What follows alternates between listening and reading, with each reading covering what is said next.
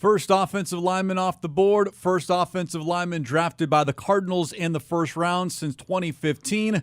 Welcome, Paris Johnson Jr. to Arizona. We'll hear from the 6th overall pick shortly, but first, some initial thoughts from us, Craig Riolu, Paul Calvisi here at the Dignity Health Arizona Cardinals Training Center. This is where I watched in real time the selection and all of the movement from 3 to 12 to 6. Paul, you happen to be at State Farm Stadium for the Cardinals draft party.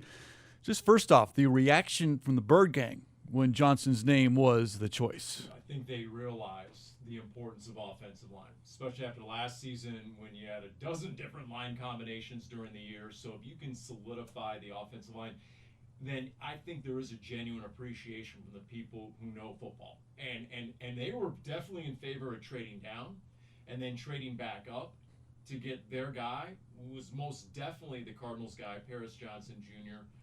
And the key to everything, I think, Craig, is the fact that you now own Houston's first-round pick next year.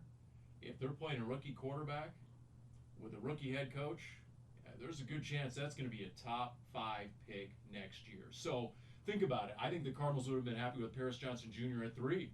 But they turned that into a first-round pick at the very least next year. And don't forget another third-round pick next year as well. So you moved down 3 spots and gained a first-round pick and a third-round pick. And I think that says a lot about what a first-time general manager, Monty Ossenfort, was able to do in a very short amount of time. Remember JG's comment to the media? He said, I can't wait to see Monty Ossenfort work the phones on draft night.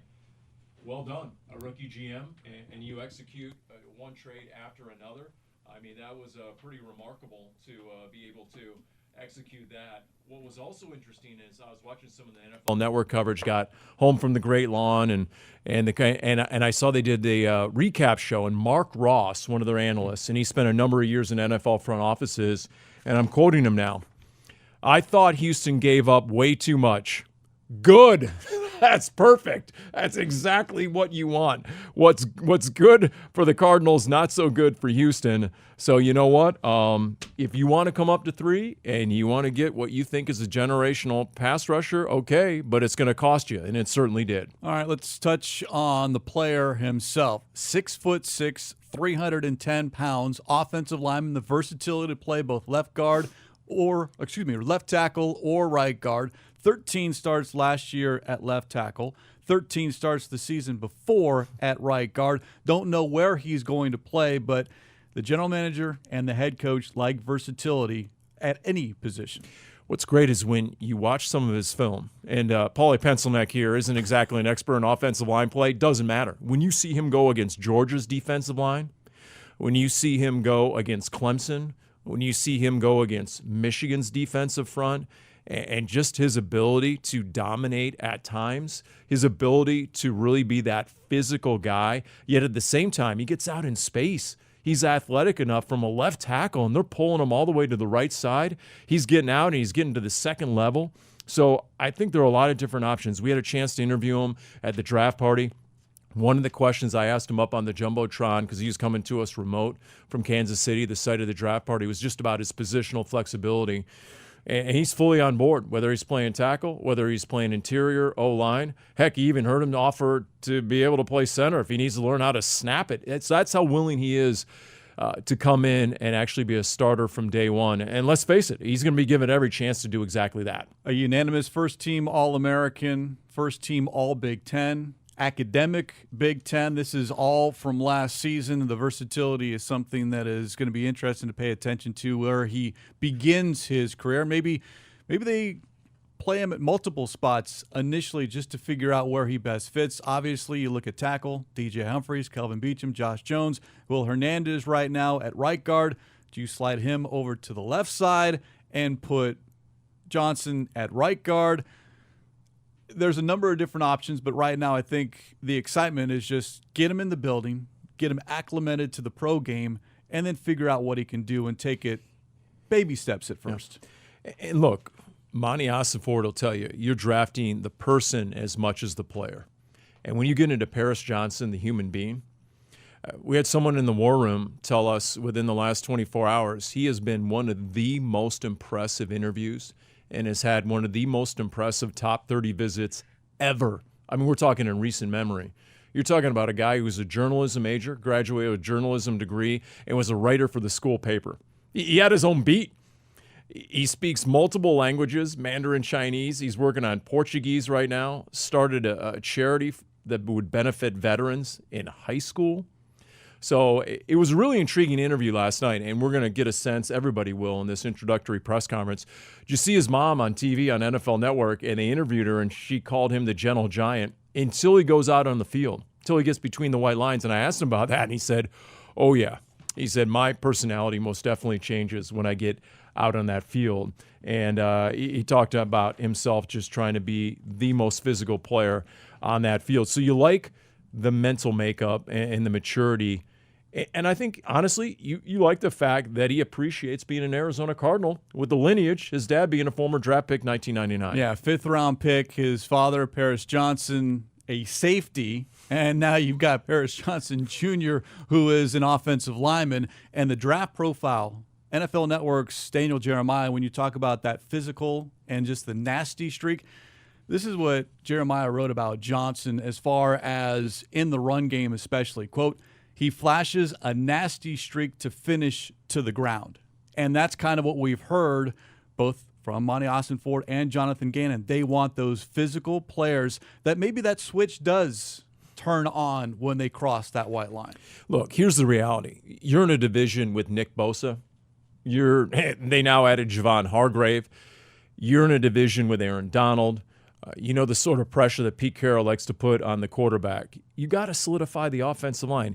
Quarterback is number one. Get to the quarterback is number two. Protect thy quarterback is number three.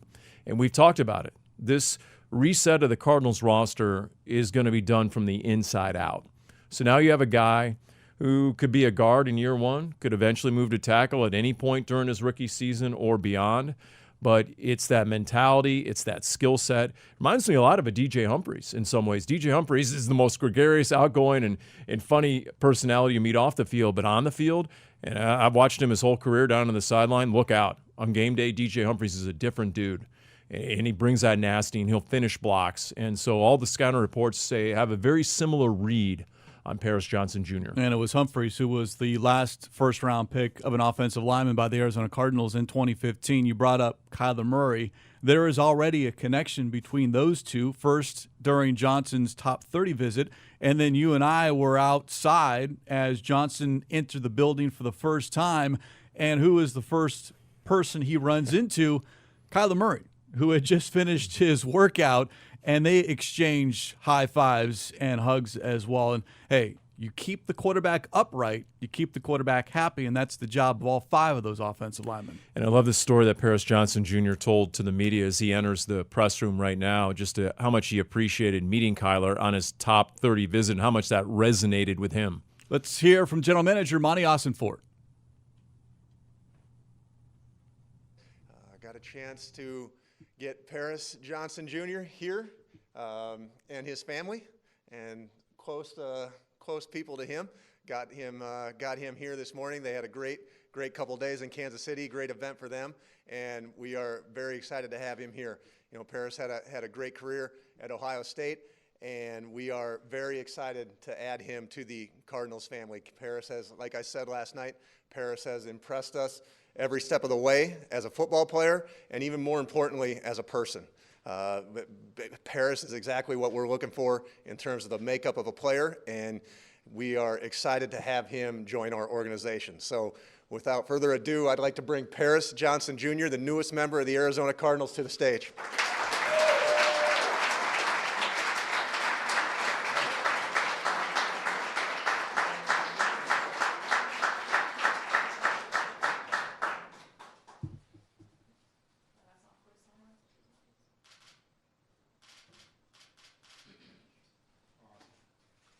General Manager Monty Ossenfort and head coach Jonathan Gannon.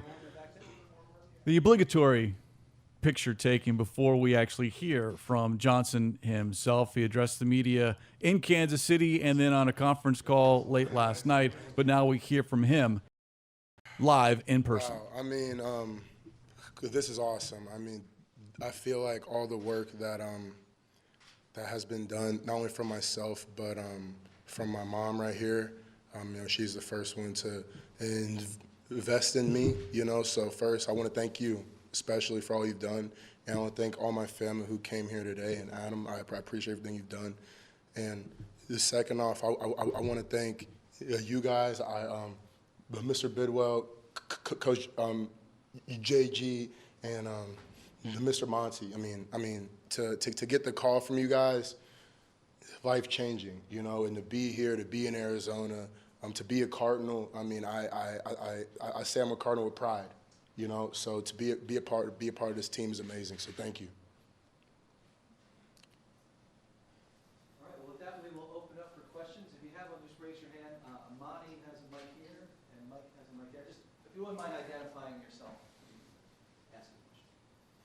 Hey, Coach, Josh Weinfuss with ESPN. You seemed yesterday when we talked to you after the draft that you had watched a lot of film of Kyler. Playing with CJ in college, how did that prepare you to play with a quarterback who's Kyler's-esque? Yes, so I would say the play style between CJ and K1 is different, but I would say, again, they're both elite quarterbacks, and yet my freshman year I did have time to play with Justin Fields, and I would say his game reflects the qualities that Kyler has. So I think playing with two guys who are elite guys at quarterback, and then to come here with another guy who's already established, again, he has the ability to stay in a pocket to make crazy throws, but he has the ability to extend plays unlike any other quarterback in the league. So that transition from going from two elite quarterbacks with different play styles to having somebody with a blend of both, with a great speed and athleticism, but that's what you want as an offensive lineman, you know what I mean? So I'm hyped. That's what you want, Paris, Richard Sines, Fox 10 Phoenix, welcome to the Valley. Thank you. You talked about wanting to be an Arizona Cardinal. It's obvious the organization wanted you. What goes through your mind when you hear Kyler Murray wanted you, and just take us through the first time you met him and you kind of found out that he wanted you to be a Cardinal too. What does that mean to you when the franchise quarterback says, I want this guy? Yeah, that's huge, and I don't take that him wanting me to come here for granted. On my top 30 visit, I got some food here, walking through this hallway over here, and I look around the corner, I see him, I give him a head nod, trying to act all cool, you know what I mean? I'm not trying to act a fanboy, you know what I mean? I'm like, what's good?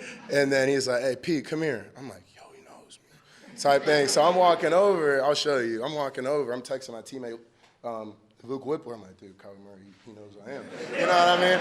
So I'm acting all cool and texting him. And I was like, yo, what's up? He's like, Paris, I've seen you play, I've seen your pro day, I've seen all this. And he's like, I love what I see how hard you play, the tenacity, the finish. And I would love for you to block for me. And I think just coming from a franchise guy, he said it before I had a chance to say it'd be an honor to play for him. Like he said it first, come out of his mouth first. Man, that's huge. Like that's an honor, and I respect that. So that's amazing. Hey, Paris. Darren Urban from azcardinals.com. You said yesterday, and I'm sure you're always going to say it, you don't care where they play you, but just kind of where is your mindset in terms of coming in this season, playing right away? I saw that you got a chance to talk a little bit to DJ Humphries when you walked in the door. Just kind of where are you? I know you're going to say you'll do whatever they want, but what do you want? I want to play. That is all I want to do. I've expressed to Mr. Monty, if I got to play free safety, I would play free safety. You know what I mean? I just, you know what I mean? I am here to help the team win. It's all about the team, right? And then when a team wins, every individual person wins. So whether I'm at guard, whether I'm at tackle on the right or the left side, it does not matter. They teach me how to snap, get a 6'6" center. I'm going to rock out at it. You know what I mean? Just because that's what I want to do. So it doesn't really matter to me. Hey, Paris. Howard Balzer, PHNX. And I know in high school you got the Anthony Munoz Award, who played for the Bengals. You worked a little with Willie Anderson, who was with the Bengals, and, of course, Orlando Pace with the legacy at Ohio State. Could you speak to that in terms of your development? Did you ever have contact with Orlando, and how much that meant to you as you developed? Yeah, so I mean, for a person, I feel like I've had limited time as an offensive lineman compared to how long I've played the game. Played against since I was 5. I wasn't a lineman until I was a sophomore in high school, but God has put so many elite people in my path where I trained with Munoz, I've trained with Coach Paul Alexander, I've trained with Willie Anderson. You know what I mean? I've got to talk with Whitworth. You know what I mean? Like, there's so many legendary guys that I've been around in such short time period. And it was great that the first technique things I learned happened to be from these legendary guys. You know, I wouldn't say that's not a bad way to start as an offensive lineman. You know. Hey, Paris. Julia Lopez, 3TV, CBS 5. Welcome to the Valley. Thank What has been the last 24 hours been like for you? Just getting that phone call, the emotion, the feeling, and then getting over here. What has it been like for you? Fast. Everything's felt fast. I mean, like, all the thoughts just, like, racing in my head. Like, this morning, like, for me, it takes a minute for me to process stuff. Like, I woke up this morning, and I saw, like, my hat. I saw this hat laying in a grandma hotel room, and I stared at it as soon as I got up, and I was like, wow, like, I'm a Cardinal. Like, it's go Cards now. It's not go Bucks. Like, for me, it takes time to register, like that, like, that's the culture. Like, I'm really a part of this. You know what I mean?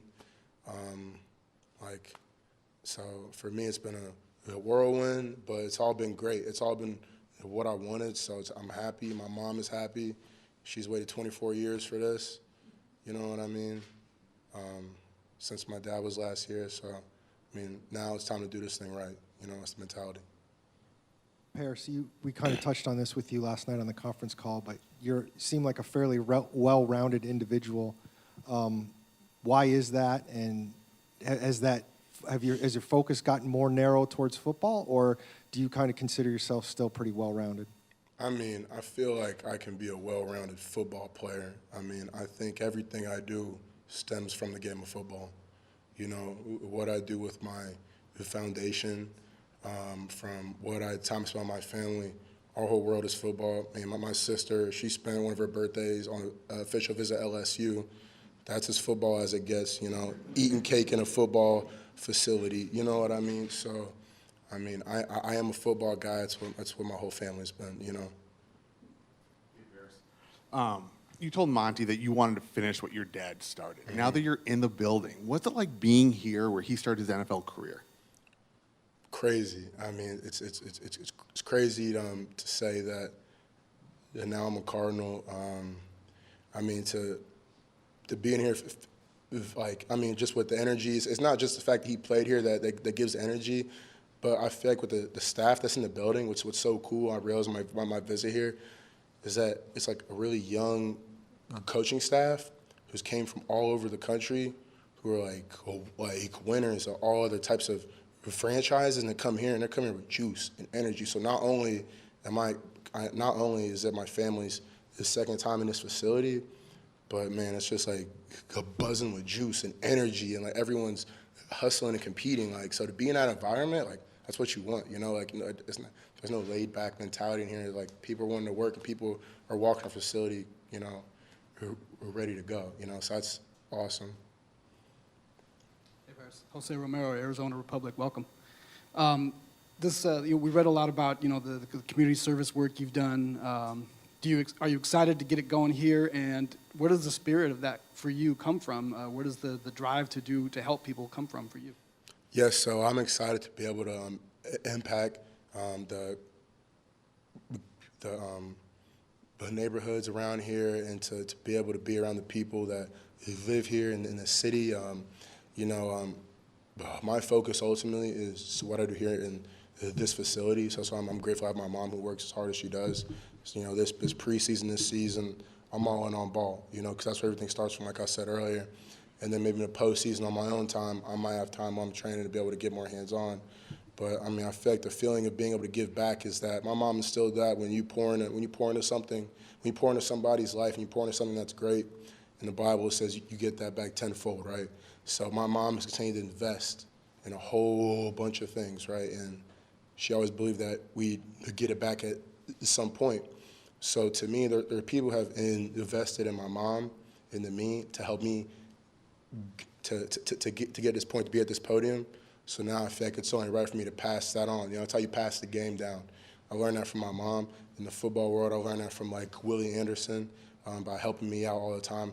I'll go down to Atlanta. He flies up Columbus. He trained down at the Pensacola with me every day, just because that's him. At least that's how he passes the game down to the next generation, because somebody was there with him the entire way too. You know what I mean? Hey, Paris. You referenced your teammate Luke last night and today, and we know that Kyler did some lobbying for you. So have you lobbied any of the guys here to pick Luke at some point in this draft? That was going to be the plan right after this meeting, to talk about my guy, Luke. But now that we're talking about him, you know, he would love to be here. I just got off the phone with him earlier.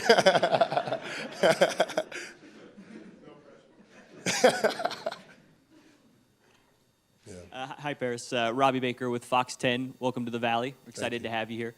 You can see your energy and your excitement and passion to be a member of this organization. How excited are you to work with your new head coach, Jonathan Gannon, that is, we've come to know as a very high-energy guy, too? Very high energy, and that's what I love, is that I could feel his involvement with the team, and then in our the meeting, I don't want to discuss the details of what we talked about, but like one thing that I noticed is that his passion to really his passion to develop guys and to get guys in the building who want the same thing as him, which is establish a winning culture, you know. And his thing was, you know, those guys that don't have that winning mentality are not going to be here. You know what I mean? And that's all he wants. I like playing for coaches who are hungry, and they want the one thing is like for you to fight and for you to just go hard, and then from there you're going to develop your technique and all that stuff along the way with your coaches. But if you don't care about the passion of winning, just celebrating your teammates and like the team success, then that's not the culture here. And I think that's the vibe that I got from you in our meeting. So I mean, along with the high energy, and he's funny, you know. So he's super funny, you know. He's from Ohio, so that's my guy, you know. He's from Ohio. Paris, Cameron Cox, 12 News. Welcome to the Valley. Thank Can you you. just tell us more about the type of football player you are? And then I was noticing this more in like a quick Google search of you. The pictures that come up, you always meet the running back in the end zone. Yeah. And then you're using, like, jumping on his shoulders, getting like 4 feet off the ground. Yeah. Is that just your celebration when you score a touchdown? Yeah, so one, I feel like the type of player I am, I feel like I play with violence. I feel like that's how I like to play. That's how I like to set the tone. You know what I mean? I feel like I like to shock people with speed. You know what I mean? I'm not 390 pounds where I can just walk toward you slowly and just maul you. I am speed to power, you know what I mean? They'll generate the power through this. It's the strength that I have, and I think that's how I play the game, and I play to finish. You know what I mean? The speed that I have, the athleticism that I have, I play to finish, to drive you, and I don't stop. You know what I mean? The ability to redirect, I think those are the gifts and the qualities that I have to add to this game. And honestly, I do have to show off a little bit of athleticism when I try to run down and meet the running back, try to jump over him, and I always think, you know what? I want to hurdle him because I'm getting high enough to hurdle him, but I'm like, how unfortunate would it be if these are thoughts I have in my head, like if I hurdled him and like I hit him in the back of the helmet and he face plants and he's out the game. That looks really bad, so that's why I just jump on his shoulders and I just hop off. You know what I mean? No.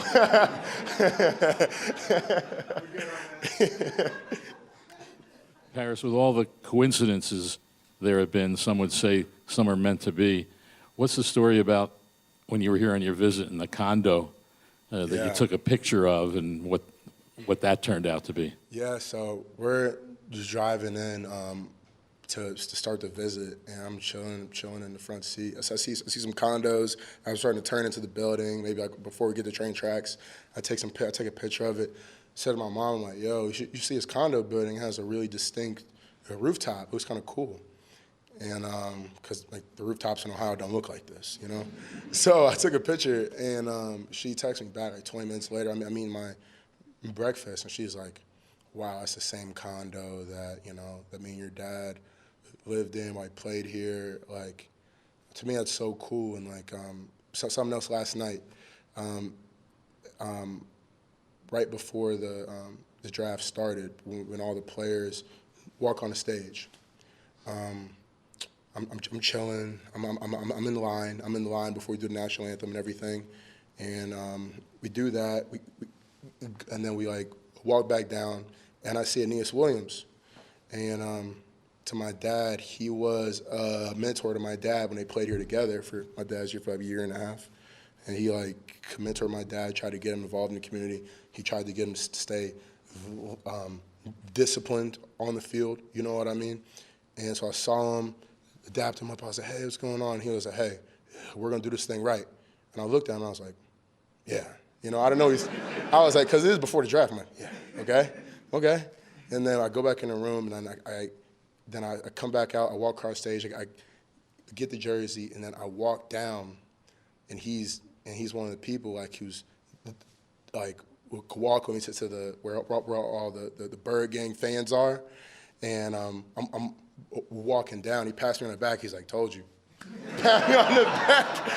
You know, so it's little stuff like that. Like for him to be there for my dad. You know, my dad was not. If anybody in the building was around, he was here. He's not the best listener. You know what I mean? So for me, I take it as a lesson learned, full circle moment. I feel like that's a guy as I build a relationship with him. Maybe that can be a guy who can teach me about his experience, follow like he's a Hall of Fame dude. He's a legendary Cardinal. You know what I mean? So I think that full circle moment. Like, what are the odds out of all the Hall of Fame dudes there are? He was the only one that was right next to the stage of the draft. He was the only one there, you know, with the gold jacket on. So I thought it was cool. That's a great one to end on. Thank you.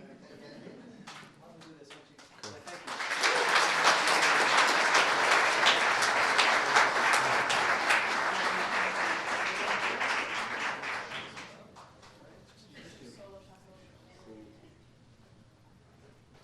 You've been listening to Paris Johnson Jr., his introductory press conference. Some more photo opportunities as well. The number 1 on the back of the jersey, Paris Johnson Jr., all smiles during what was almost a 17 minutes press conference. And you could certainly see and hear the energy in his voice and the passion in which he, plays the game of football, loves the game of football, and then the passion and love that he has for his family, a number of family members in attendance, including his mom. And let's just go back, Paul, real quick on just the last response that we heard as far as what he called a full circle moments. We've heard about the story, and we touched on it earlier, that his father was a 5th-round pick of the Cardinals back in 1999. Well, during Johnson's top 30 visit, he saw a condo with a distinguished rooftop, sent it to his mom. Mom responds, similar type of rooftop that her and Johnson's dad stayed in when Johnson Sr. was with the Cardinals, and then running into Aeneas Williams prior to the draft. Williams, a mentor to Paris Johnson Sr. Yeah, a full circle moment here with the Arizona Cardinals. Yeah, that's destiny right there. When you run into Aeneas Williams, right, the gold jacket, an all-timer whose name is in the Ring of Honor. Just look at Paris Johnson right there with his family and Team Paris. That's great stuff. You can just feel the enthusiasm to be in Arizona, to come full circle, as you mentioned. He talked about a little of everything. He called it life-changing, was one of the first terms he used off the top. Said the experience so far has been both amazing and fast, is what he said. Everything's been a blur. I love the way he had some name-dropping, some of the legendary offensive linemen that he has worked with, from Willie Anderson to most recently Andrew Whitworth. So he's been identified ever since he was in high school, and that Anthony Munoz Award winner, as the question said, as a prodigy, as the next great offensive lineman to come out of Ohio State. And that's the stat. He's the first offensive tackle taken in the top 10 out of Ohio State since Orlando Pace went number 1 overall in 1997. But maybe my favorite quote, because, look, it all comes down to game day. It comes down to Sundays. I know exactly where you're going because I highlighted it as well. And so, yeah, you can finish my thought. But I just, he had a couple of staccato phrases describing his game, and I'm quoting him now. I play with violence. I shock people with my speed, my speed to power, I play to finish, to drive you. And he says he likes to show off his athleticism after they reach the end zone. But just that mentality, you can understand how that is a fit with Jonathan Gannon and Monty Ossenfort. That word violence, in a football sense, was one of the 4 key core words cited by Jonathan Gannon in his introductory press conference. So you have that sort of that sync between the head coach and the player and the mentality, and you understand when they're trying to reset the culture as well, that, okay, you can understand why this was very attractive to the Arizona Cardinals in making this selection. Another moment during that press conference that harkened back to both when Monty Ossenfort was introduced and Jonathan Gannon was Johnson talking about, I'm here to help the team win. It's all about the team. When he was asked about, where do you want to play? I just want to play. And then he joked, I'll play safety if asked, which I don't know if it was Monty or JG in the background saying, no, I think we're good there. You're very athletic. We need you up front on that line of scrimmage. But again, we're all interested. Where is he going to line up? That first practice, that first time he steps on the field, because he's got to start somewhere. It just might not be where we see him ultimately week 1 or week 8. Hey, they've already moved Zaven Collins to outside linebacker. So this team is going to put players in the best spots possible to win. So whether that could potentially be left guard against with DJ Humphries, whether Will Hernandez might go to left guard where he spent so many years with the New York Giants, and there's Paris Johnson Jr. at right guard where he started 2 years ago, all 13 games. I liked his little quip about pitching for his guy Luke Whippler, who, by the way, has been Ohio State's starting center the last couple of years and has been highly decorated. Do you think this team still needs to answer the center question? Without question. So, hey, I mean, it was a fun little tidbit in the press conference. Don't think it might not be reality. I don't know what a realistic draft spot is for Luke Whippler, but that would fill a big-time need. So there's that. And then I was intrigued about how he talked about blocking for a Kyler Murray. And he said, in his opinion, his own scouting report, C.J. Stroud and Kyler Murray, different quarterbacks. However, his freshman year, he blocked for Justin Fields, the current Bears franchise quarterback. And so he does have some experience, blocking for that elite, athletic, dual threat type quarterback. And, his comment on that was just, how much he looks forward to that because it really keeps the defense honest. So, okay, obviously just the maturity, everything he's accomplished off the field, he certainly seems like he's ready to go. DJ Humphries was the last Cardinals offensive lineman taken in round 1. And let's face it, wasn't nearly as mature his first year as Paris Johnson Jr. appears to be. And DJ would be the first to tell you that. And for that reason, he basically had a redshirt year, DJ Humphries, 2015, when he came in as a rookie. Not the case with Paris Johnson Jr. He's going to be plug and play, I believe. Well, you're a top 10 pick. You're the 6th overall selection. The expectation is that you're playing somewhere along that offensive line. There should not be a redshirt season for Paris Johnson Jr.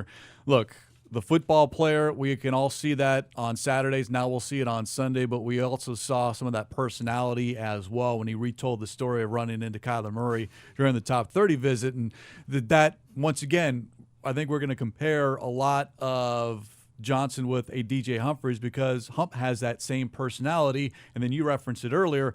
Once DJ walks out of that football field and the ball is snapped, he is a different human being. Difficult for players to turn it on and turn it off, but we've seen it with DJ, and I think we're going to see it with Paris. And that's the question that really wasn't asked in this press conference that I wish would have been, and if we would have been in there, I would have thrown that out there because I did pose that question to him at the draft party last night, and he got deadly serious when he talked about his mentality on the field. When it's game day, when it's game time, and he's between the white lines, like he said, that violent side of him, that physical side of him, that desire to not just block you, but finish you, drive you into the ground. So don't think that doesn't go a long way with the talent evaluators in this coaching staff, especially in an ultra-physical division with a Nick Bosa's and Javon Hargrave and Aaron Donald and everything Pete Carroll tries to do. So that's going to go a long way. And look, let's face it, Kyler Murray's coming back from a knee injury, and he's got to be confident in his offensive line. And, Craig, we've seen it with every team in this league at different times. When you're rebuilding an offensive line, Doesn't matter what you have for weapons. You can have the best set of receivers and running backs and tight ends. If the offensive line isn't whole, if the offensive line isn't reliable and isn't stout, you're not going to do much of anything. Go back to 2008. Cardinals had Anquan Bolden and Larry Fitzgerald and Edgerrin James, but it's only until they got that offensive line correct and that same starting five played all year long, all the way to Super Bowl 43. They weren't the best line in the league, but they were ultra reliable. Everyone had confidence in that line. That's what you're trying to achieve, at least in year one, as this, I believe, is something they're going to put more assets into over the next couple of days. Well, 10 different offensive line combinations a year ago. So you're going to want depth along that offensive line. Right now, 15 on the roster, counting Paris Johnson Jr. Is there going to be another addition or additions as you look ahead now to day 2 and day 3 of the draft?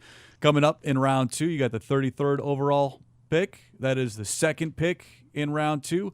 And then 3 third-round selections, 81, 94, and 96. My guess is, I think offensive line, defensive line, edge rusher, cornerback. There's 4 positions right there. You got 4 picks. Maybe you can check off every single box. And if Monty trades down for number 33 overall, I wouldn't be shocked either. There are a lot of players that fell out of that first round that are sitting there atop round 2. Cardinals have the second pick in the second round. You got to figure he's getting a few phone calls, maybe not as many as last night. I'm curious if he entertains those. If not, but Joey Porter Jr. is there, a 6'2 corner. Julius Brents out of Kansas State, a 6'3 corner. I could see either one of those guys. A Keon White out of Georgia Tech, the edge rusher, 6'5", 285, with a lot of upside. I think any of those players might make a lot of sense at number 33, because you're right. Look, you tracked it, all the reports that had the top 30 visits. And it was between the top 30 visits, the combine interviews, virtual interviews, Pro days, the vast majority of the players the Cardinals interviewed were offensive linemen, defensive linemen / edge, or corner. There were some centers mixed in there. Round 3, if you still have Steve Avila from TCU on the board, I could see the Cardinals going center in round 3. I don't know how long John Michael Schmitz is going to last from Minnesota. Juice Scruggs out of Penn State. These are all centers that the Cardinals might have their eyes on. But there's no doubt I think that's the priority. O-line, D-line, corner. And I think with these 4 picks today, Cardinals will probably hit every one of those position groups. Much more on the draft. You can follow everything on azcardinals.com. And, of course, on Saturday, another Cardinals Draft Central show. Myself, Paul, Danny Surek, the 3 of us will kind of recap all 3 days. We'll join you when the Cardinals, with their final pick of day 3, which right now is 213 in the 6th round. We'll see if that maintains. Or, again, with 2 picks in the 6th round on day 3, do you move up? Do you move back? Given what Monty's done already, we've got to be ready for everything. What was the scouting report going into this draft? No one has any idea what the Houston Texans are going to do, right? That was the narrative. No one has any idea what the Cardinals are going to do, what they did last night, going from 3 down to 12, back up to 6. So, once again, everybody who has said that Houston gave up too much, good. That was the plan for the Arizona Cardinals. Make somebody pay dearly for number 3 overall, still get your guy in Paris Johnson Jr., and then just watch and see if that first-round pick isn't a top 3 or top 5 pick next year. Right there, that's just a big win in round 1. To me, my overall takeaway, Paris Johnson Jr., great.